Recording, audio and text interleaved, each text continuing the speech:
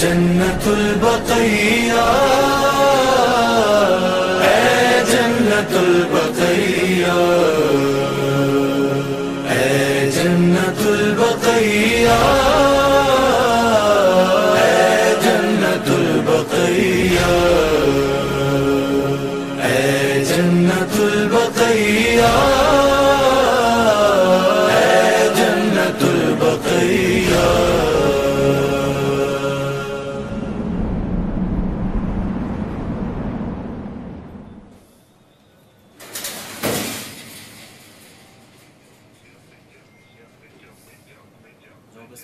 بسم اللہ الرحمن الرحیم، شروع کرنی یعنی اعوذ باللہ السمیع العلیم من الشیطان الرجیم، بسم اللہ الرحمن الرحیم۔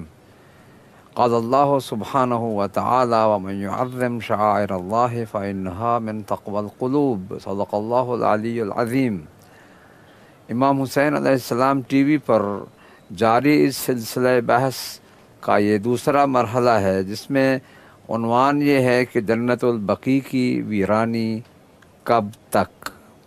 اس سلسلے میں ہم نے گزشتہ پروگرام میں کچھ باتیں پیش کی تھیں، اور آج میں یہ چاہتا ہوں کہ وہ چیزیں کہ جو اس موضوع سے بنیادی تعلق رکھتی ہیں وہ بیان کی جائیں۔ پہلی بات تو یہ ہے کہ ہم ان مزارات مقدسہ پر حاضری دینے کو اور ان مزارات مقدسہ کی اہمیت کے حوالے سے انہیں شعائر اللہ سمجھتے ہیں۔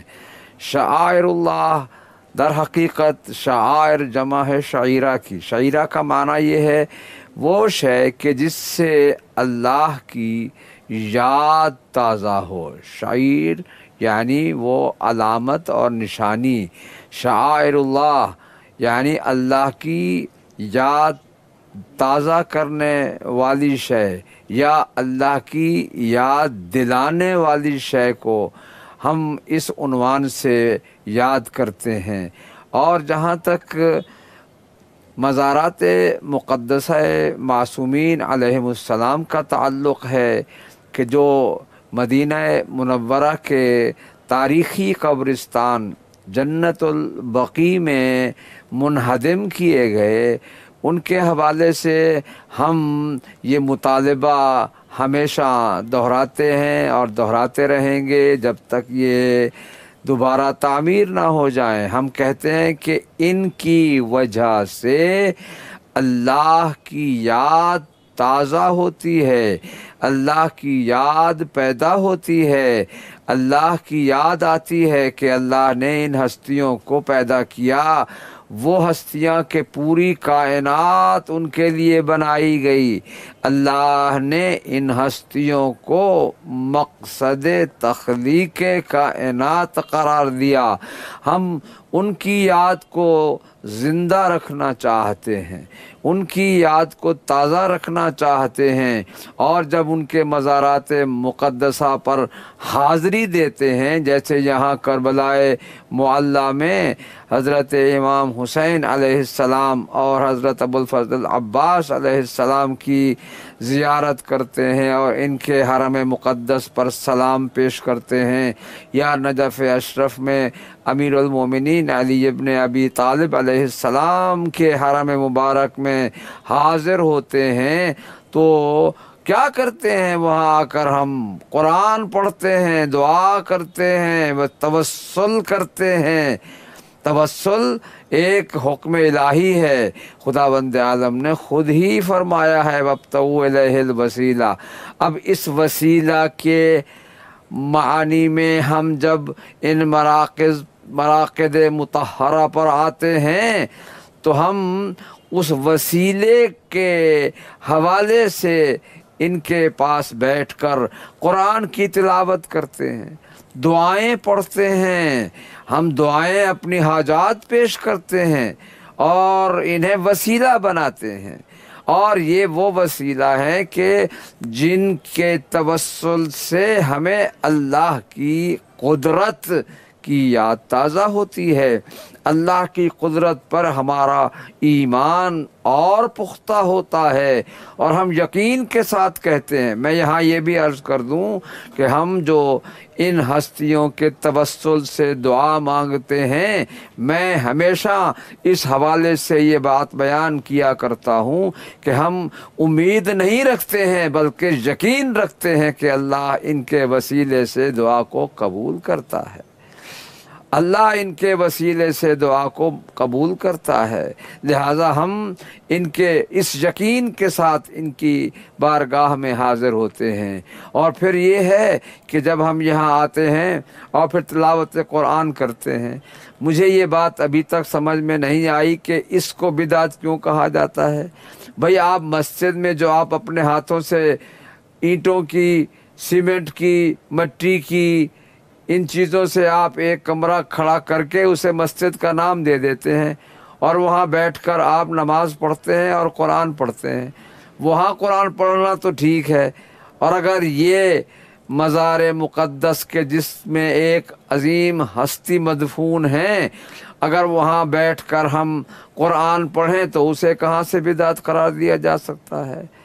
اس عقل کی مجھے ابھی تک سمجھ میں نہیں آئی کہ وہ عمل کہ جو ہم اپنے ہاتھوں سے بنائے ہوئے ایک چھوٹے سے کمرے کو مسجد کا نام دے کر نماز بھی پڑھتے ہیں، سجدے بھی کرتے ہیں، رکوع بھی کرتے ہیں، تلاوتیں کرتے ہیں، وہاں پر تو سب کچھ ٹھیک ہے، اور یہاں جو منسوب ہے وہ مقام کے جہاں وہ ہستیاں مدفون ہیں کہ جن کے وسیلے سے اللہ دعائیں قبول کرتا ہے، جن کے وسیلے سے اللہ حاجات کو پورا کرتا ہے، ہم جب ان کے وسیلے سے اپنی دعا پیش کرتے ہیں، تلاوت قرآن کرتے ہیں، تو اللہ اس تلاوت قرآن کے ثواب کو کئی گنا زیادہ کر دیتا ہے، کیونکہ اس کا قرب، اس تلاوت کا قرب اس ہستی کی مقدس مزار سے ہوتا ہے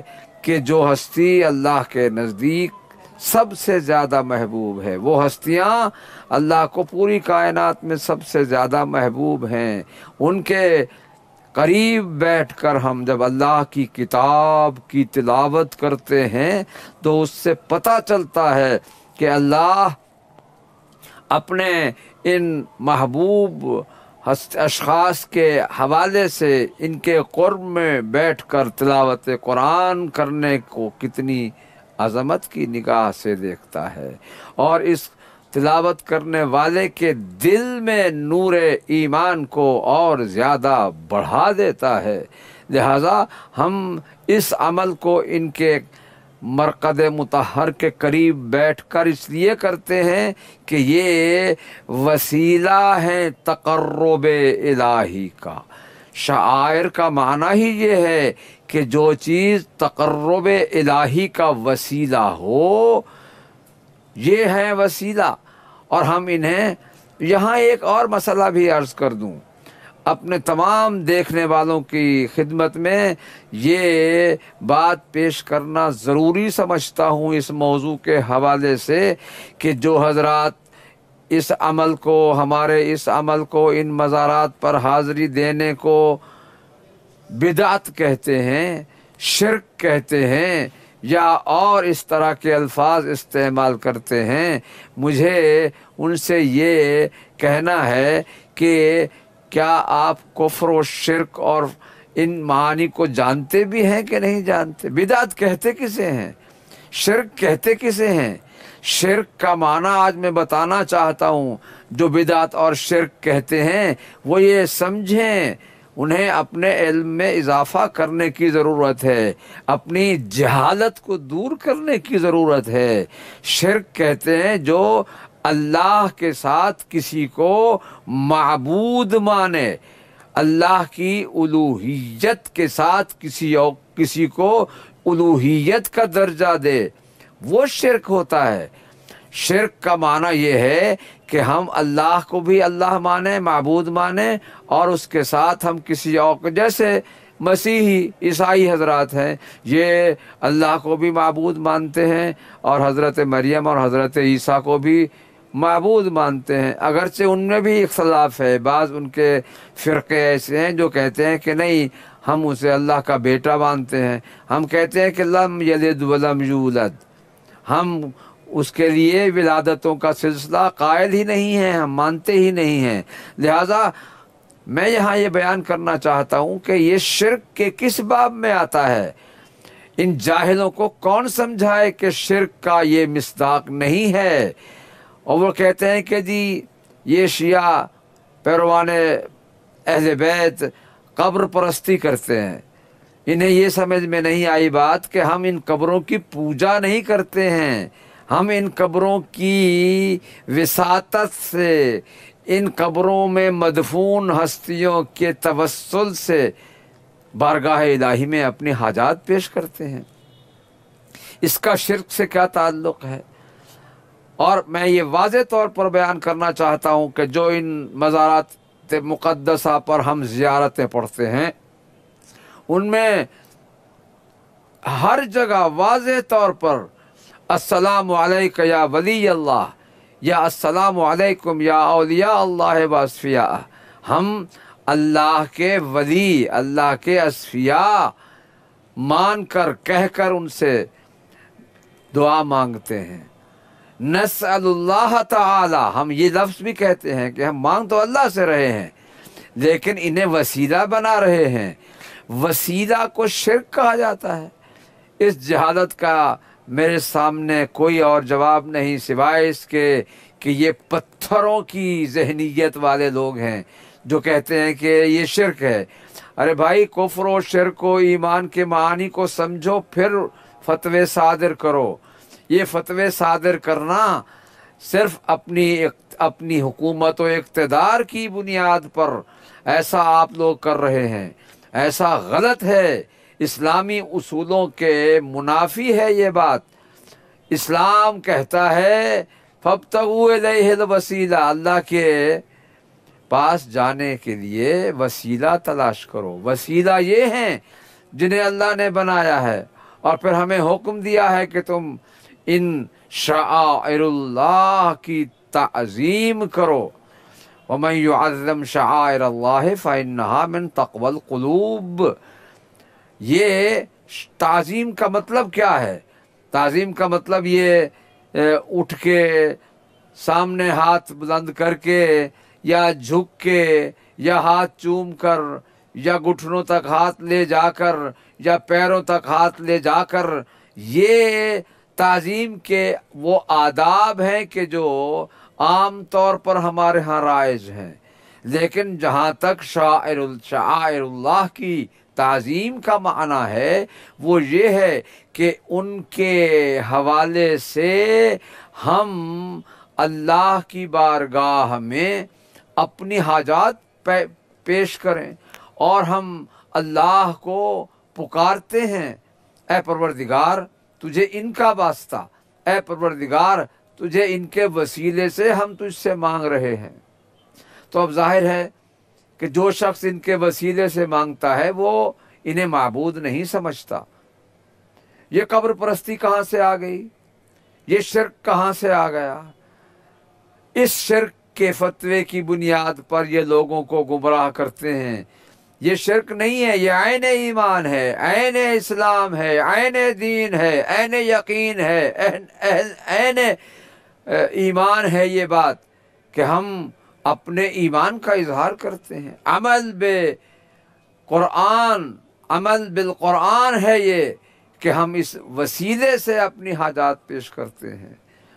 اور ہم جب بھی یہاں آتے ہیں، میں اس وقت یہاں کربلا معلیٰ میں حضرت امام حسین علیہ السلام کے حرم مبارک کے قریب بیٹھ کر یہ بیان کرنے کی سعادت حاصل کر رہا ہوں کہ اللہ نے ان ہستیوں کو ہمارے لیے وسیلہ بنایا ہے، ورنہ اللہ کو وسیلے کی ضرورت نہیں ہے، ہمیں ضرورت ہے۔ یہاں یہ بات بھی عرض کر دوں، کچھ لوگ غلط فہمی کا شکار ہو کر یہ کہتے ہیں کہ اللہ کو وسیلے کی کیا ضرورت ہے، اللہ تو خود سنتا ہے، اللہ کو وسیلے کی کیا ضرورت ہے؟ ارے بھائی، اللہ کو وسیلے کی ضرورت نہیں ہے، ہمیں ضرورت ہے۔